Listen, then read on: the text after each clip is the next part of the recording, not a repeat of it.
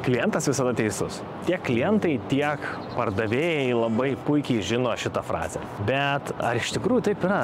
Atsakymas tikrai taip. Netgi tada, kai klientas klysta, pardavėjas negali sau leisti prieštarauti jam. Nes tokiu atveju tai yra tiesiausias kelias į pardaviminio sandorio žlugimą.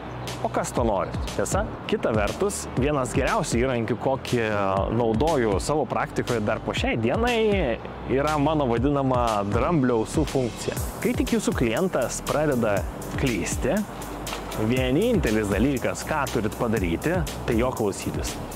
O jeigu reikia, ir pritarti, kad ir kaip neteisingai tai atrodytų jūsų atžvilgiu.